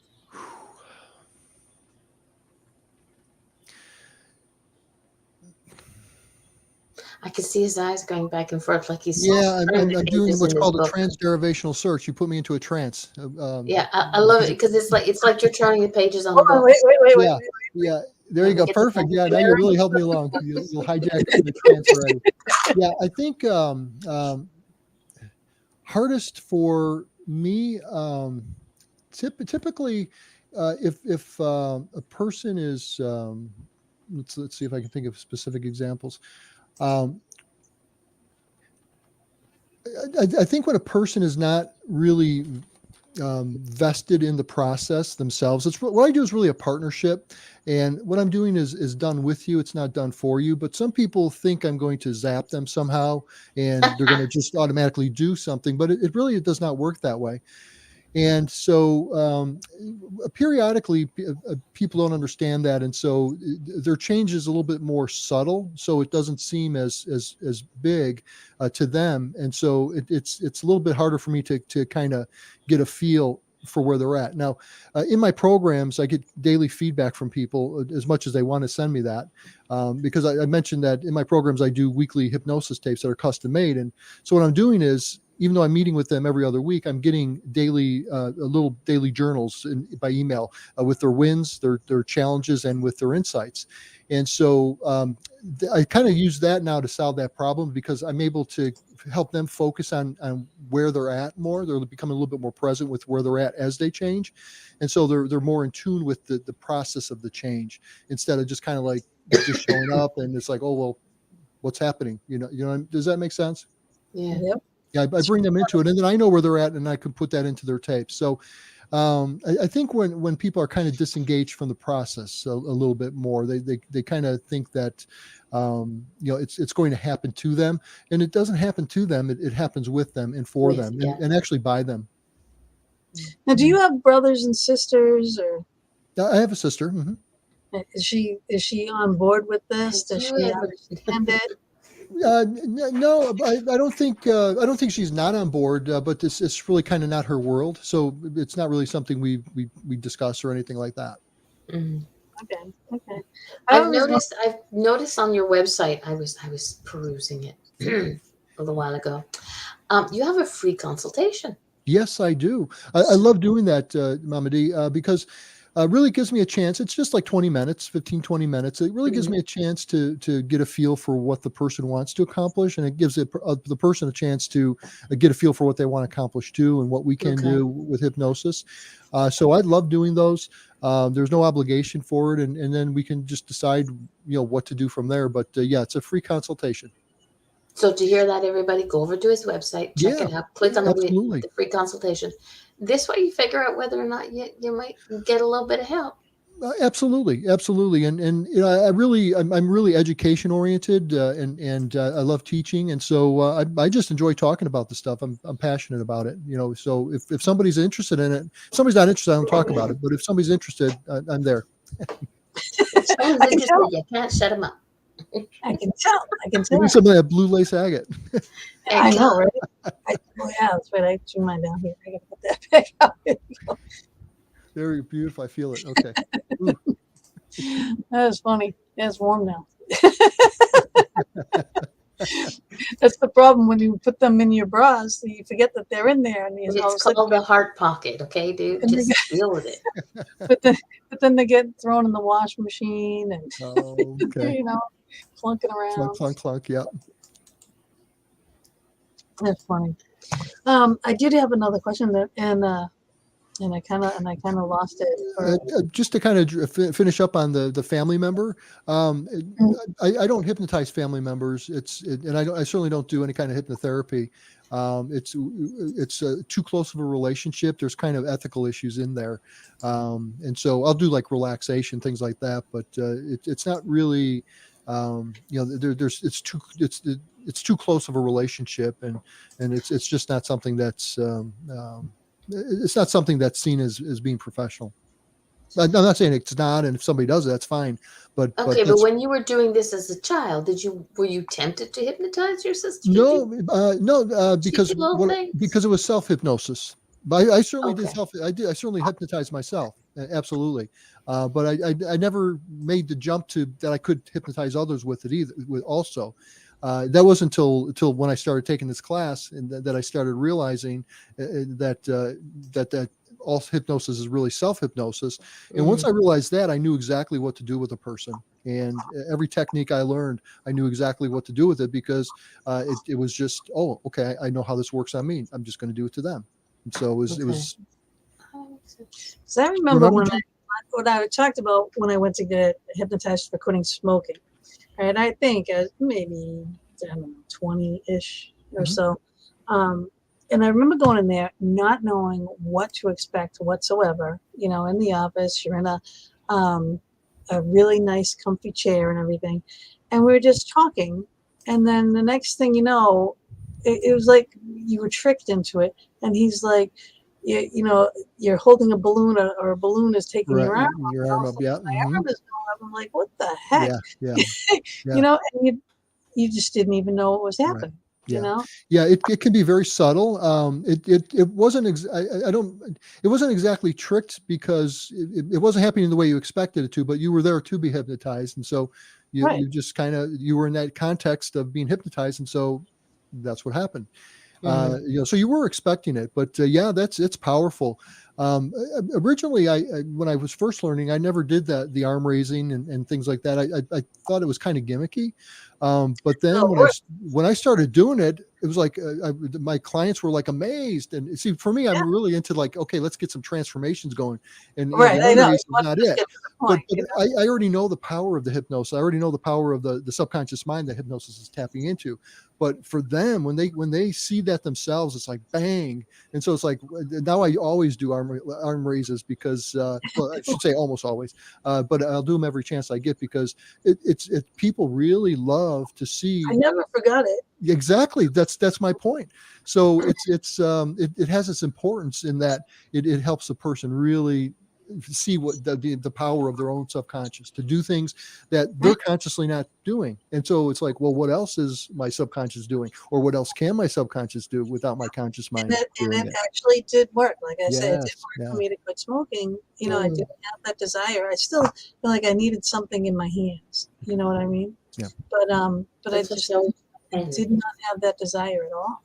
But then I started smoking again because I got into a fight with my right. Yeah, hypnosis is very powerful for many things. One of them is smoking, but it is you can't override the effects of what you're doing. They're all decisions, and the hypnosis helps you make a decision to quit. But then if something comes up, you can make a decision to start again too. You're not like a robot. All right. Let's see. When you hypnotize somebody at any time, do you get any type of past life things happen? We did talk about this. Yeah, absolutely. Yeah. They'll come up. I don't get a lot of people coming to me for that, but it can come up, and I have had it come up, so I just take it I just kind of take it as it comes. I really allow the sessions to unfold and allow the person's subconscious to show me what it wants to work on. If somebody came to me specifically for past life, I would do that. Enough to come through like that, then there's a reason for it. I don't think anything is haphazard. I think there's a reason for everything. Exactly. So I don't typically force issues, because that will actually produce a weaker result than what the subconscious can come up with itself. Mm-hmm. So, in a program, I'll work with 6 or 7 issues that are related over a course of 90 days. But so we set an agenda in our second session for what we're going to work on. But I'll let whatever comes up come up, and that's the right thing to work on. Right. This is pretty amazing. This is fascinating stuff. Thank you. Jeff, you came in late. He's more for business oriented people. People that are like in business, working in business. They're at a point where they just can't go forward anymore, and they've tried everything in their realm. But you keep hitting the wall. So again, that's that insanity. You keep doing the same thing over and expecting it to be different. It's not. And then he can help them break through that and have that success that they really want, that they're looking for. So I think this is a well-needed thing.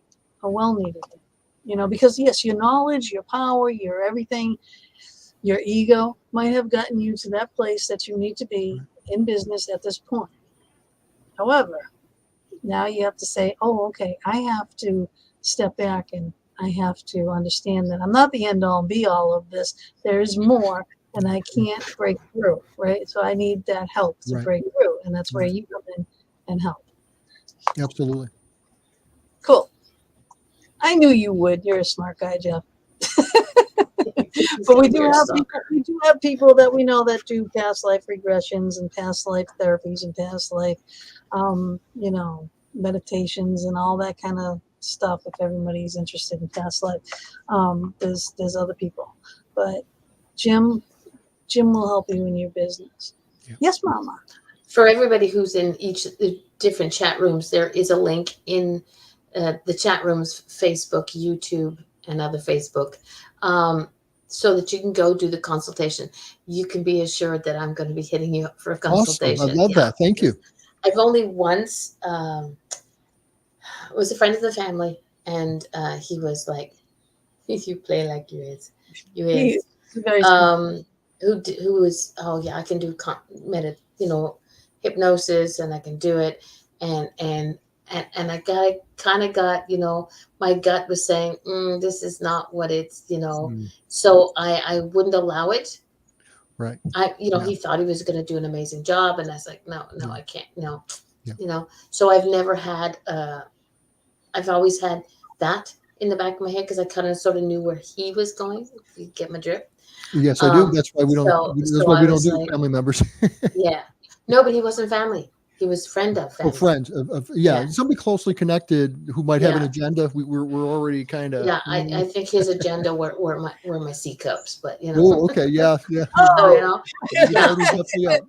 that was back a few years ago. But Yeah, they used I to think have comic book so. ads That like was that. so that was my thing. So now when I hear, so that was my thing. So that's my thing when I think of hypnosis. There's only one other man, and he's over in the UK who I would trust. But I think to have a consultation, to have a conversation with you about it would be interesting for me. So yeah. Absolutely, I think it would be valuable just from the conversation. Absolutely, Mom D. Cool. I'd be honored for that. Yeah, trust is everything. Trust is everything in Yeah. this.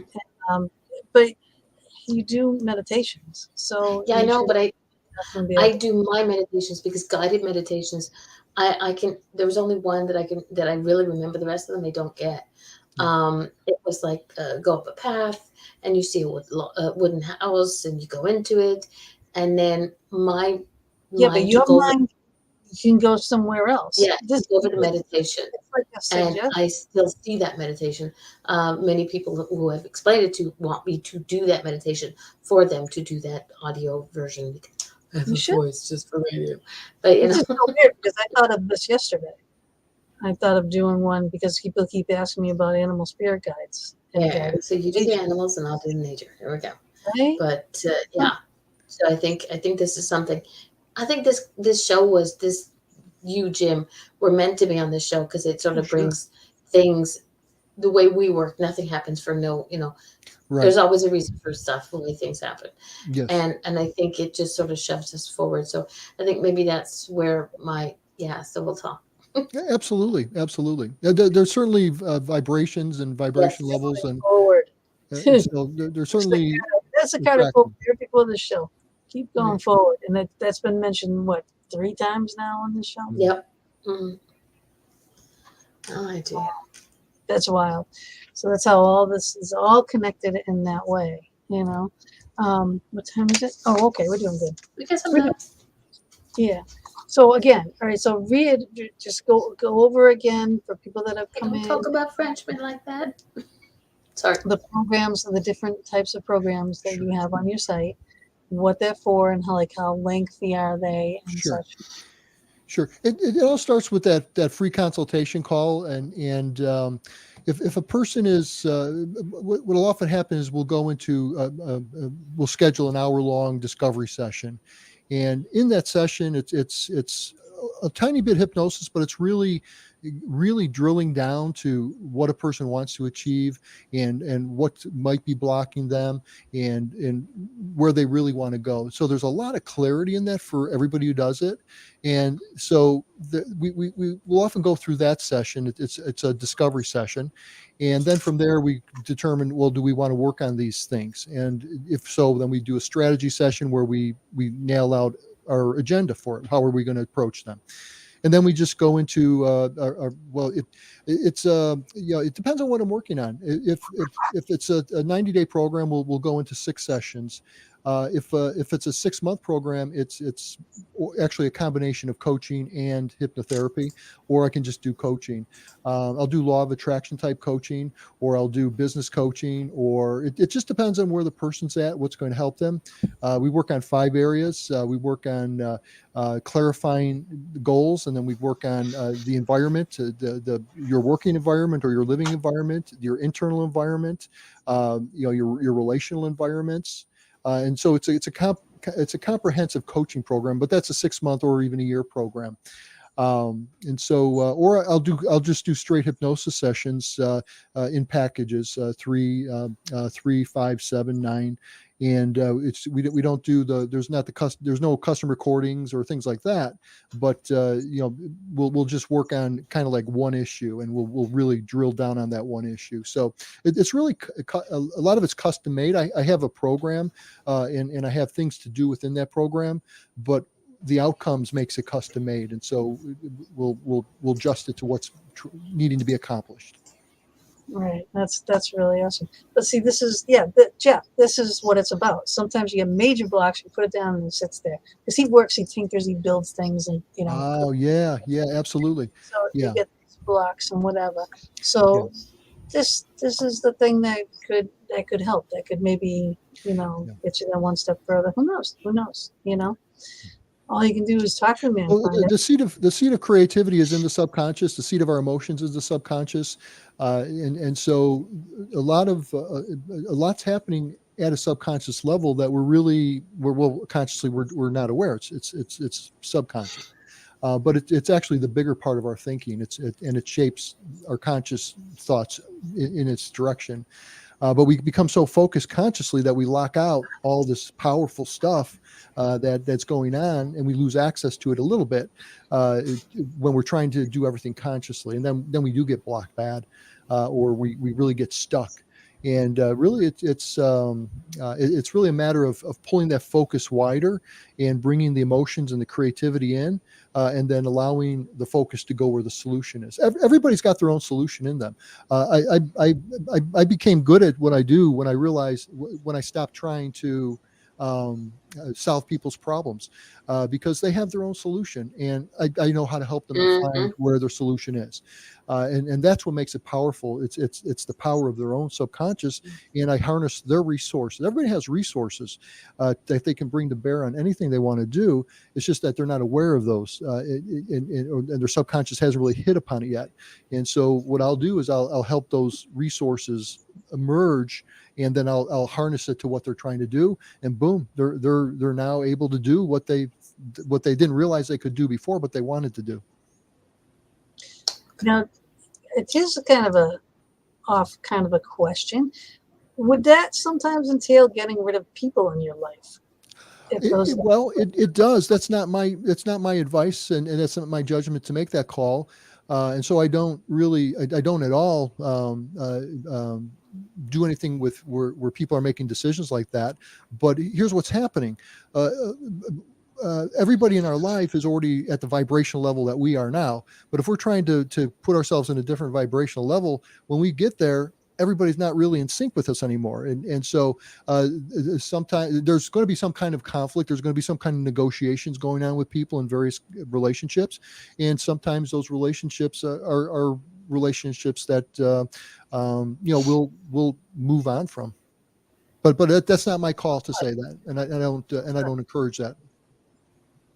Yeah, right. Well, but I mean, sometimes the people that are holding you back, absolutely. If you have negativity coming at you constantly, or saying you can't do this, or you can't do that, you can't do this, and you can. Exactly, and a part of it too in there, Gina. These are great questions. A part of it is also how the person is perceiving the other person's negativity. And so a part of what I'm doing is I'm helping them get in touch with what they're trying to do, their true self, that can actually then strengthen them, get a different perspective on what's going on. So it doesn't have to end in a relationship. It could give a whole new pathway for a relationship as well. It's all up to the person. Those are their choices. That's true. That's a good answer. That's a very good answer. Great question. I loved it. Thank you. Right, we got 10 minutes left. All right, so in this 10 minutes, I want to make it good. So I want people to understand just how important that this really truly can be. Well, there's all of our subconscious. Anything that anybody's ever done in the world that was a human, they don't really have other capabilities than what we all have, but they've tapped into things that they could develop and scaled. And there's natural abilities and talents, but if it's a natural skill, ability, and talent, you have some kind of interest probably and pursue it. But so many people don't live up to the life that they could be living on whatever level, because they're hypnotized to not do it. They're in a trance of, I can't do that. They're in a trance of bad things will happen to me if I stick my head up out of the ground. All kinds of trances that people pick up. The media, the news that will put you in a trance about how terrible everything is and everybody is, and we get all these trances going. Yeah. And so we become very negative and self-protective. And so we really rob ourselves of the ability to do what we can really do. And so I think that it's important for a fulfilled, meaningful life. And in my early days, I wanted to live a meaningful life. I wanted to live a meaningful life, and I saw it all kinds of, well, what's meaningful? What's meaningful? And I've realized that what's meaningful is what I make meaningful. What I make meaning is where I make meaning in my life. And so that's really what people rob themselves of is finding their meaningful life. And they hold themselves back, needlessly. And so they have a very powerful tool. We are voracious learners, that we've inherited that as humans. We are ingenious problem solvers. We've inherited that as humans. We are tremendous creative agents. What's in our mind, we create into reality. Anything that exists around was in somebody's head at one time. We just have these tremendous capacities as humans that we really learn right from parents, from the well-meaning relatives, from friends that are jealous, from well-meaning teacher, whatever, not to pursue those things. And we limit ourselves, and that's a shame. We all have something to contribute to the world around us. That's what we're all here for. And we are here to do great things. We're here to create great things, and we can. But we become so fixated on what we can't do that we miss all that we can do. And it's very important for people, I think, to get in touch with their true self and really get in alignment with who they are. And we're getting at that when there's people with negative self-talk or anything, like that, lack of self-confidence. Usually there's almost always some kind of talking to the self that's involved. And the real self is the person listening to the voice that's talking to us. And that voice that's talking to us, we put there long ago as a recording to protect us from something, keep us out of trouble, keep us from getting punished, whatever. And it's an old tape that doesn't serve us anymore as adults. And so really, I'm trying to get people in alignment with their true self, that who they are that's listening to those voices. And then we look at what the voice is trying to accomplish, because they're not broken, they're working too good. That tape they put there is now working so good it's in their way of their growth. And so what we want to do is we want to understand what those tapes are trying to accomplish, because there is a good purpose for it, but it's just working in a way that's not helpful. And then we evolve that to a place where it will be doing something that's helpful. So an inner critic can become an inner coach. And a lot of times our biggest block, our biggest setback actually becomes our greatest strength in our next step of moving forward. And it's very important, I believe, for a fulfilled life, for doing things, great things in the world. We're all, at a psychological level, we're all motivated by autonomy and by competence and relevance. And so for me, I take that as a sign that we're supposed to be free-willed. And we are. That doesn't mean just do whatever you want to do. It means make your choices of how you're going to use your life, and set your own limitations of, if you want to negotiate with somebody for your relationship. But you choose. You have the freedom to choose. And everybody wants to be good at what they do, and everybody wants to be relevant, which is typically being good at what you do and using it to help somebody else. And so I think that's the highest value in life. That's just my opinion, based on we're built to be motivated by that. So I take that as my sign. But whatever a person's own meaning of life, hypnosis brings them to that level of their true self, and it can mature those things about them that are no longer working for them. It's a win-win. It's a plus. You're going to have so many aha moments. All in there. Yes, exactly. Yeah, exactly. Can I ask you, though, now, you started way in the beginning of the show, you were talking about symbolism. So you're not sitting here listening to people whine and spill their guts, right? You're using symbolism for different areas. And what I do is I use their symbols. Everybody has their own symbols.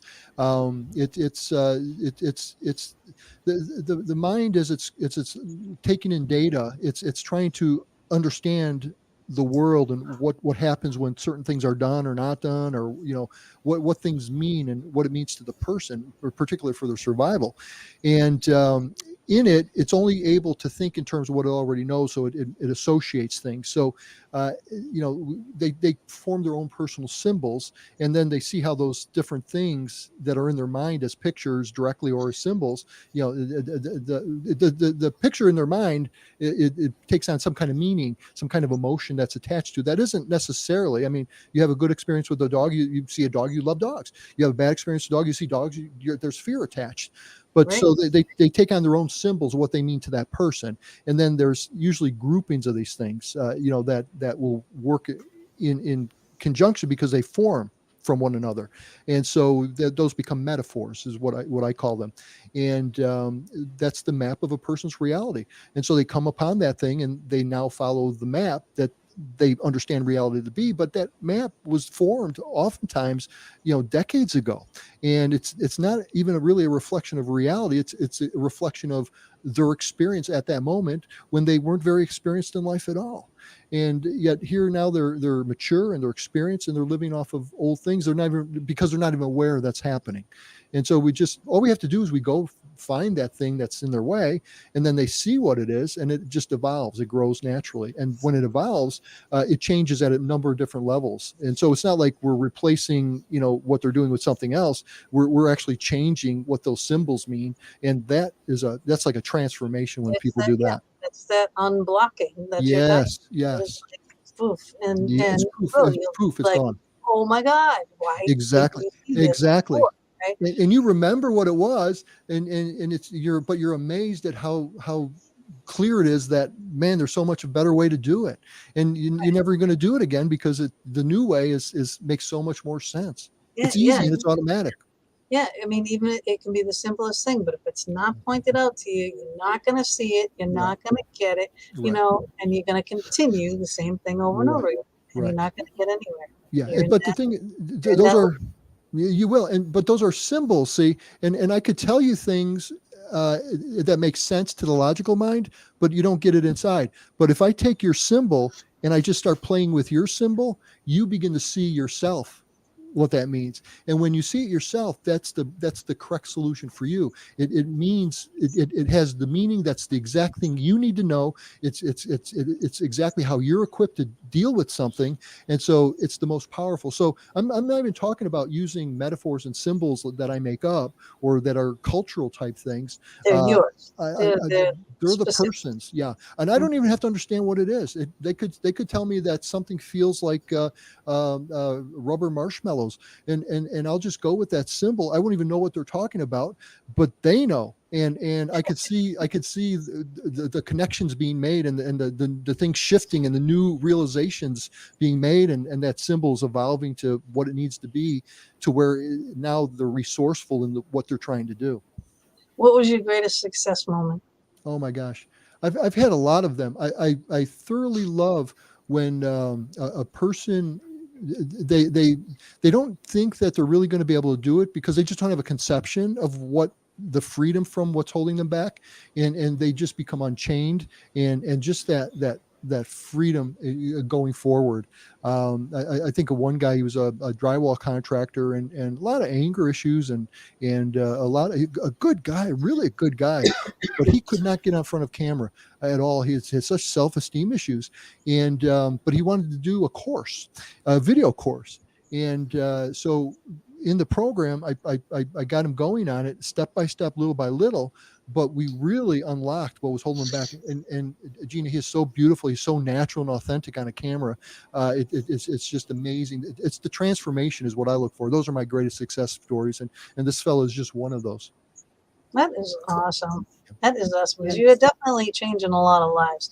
Let me put up your site again here.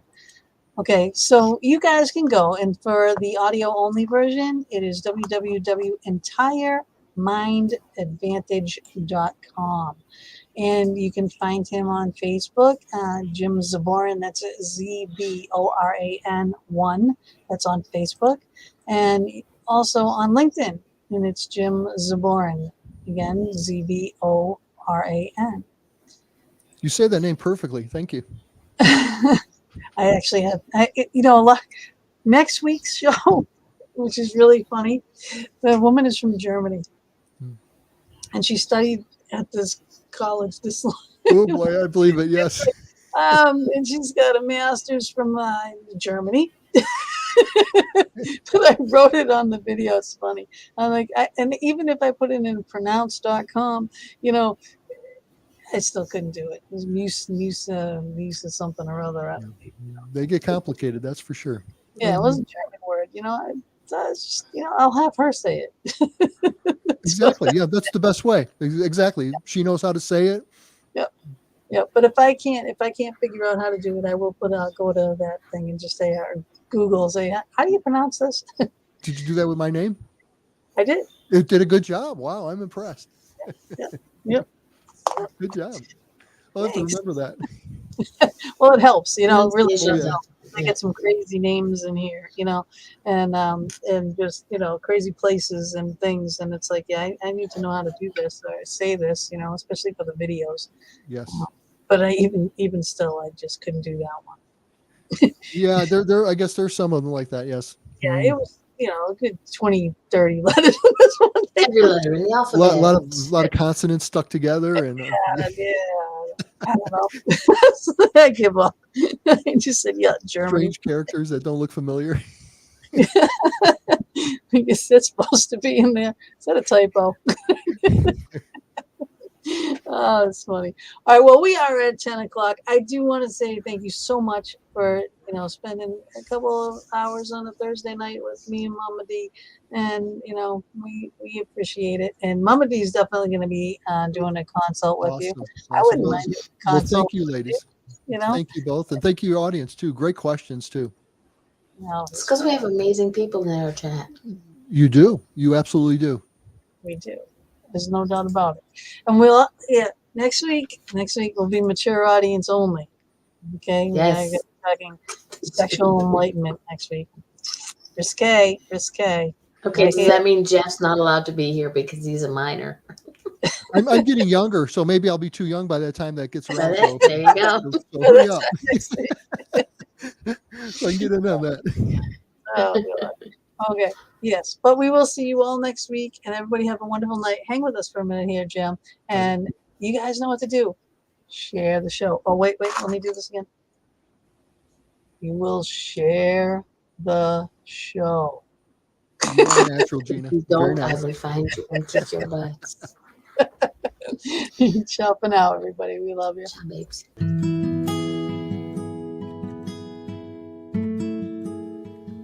Thank you again for joining us for another episode in the Fox Den. We're here every Thursday evening from 8 to 10 p.m. Eastern Standard Time, bringing you a variety of guests, streaming live on Facebook, YouTube, and our anchor venues. We would love it if you would go to our YouTube channel, The Fox Den with Gina B and Mama D, and please subscribe, share, and definitely hit the notification button to never miss a show. We'll see you all next week, and subscribers, watch for our pop-up shows as well.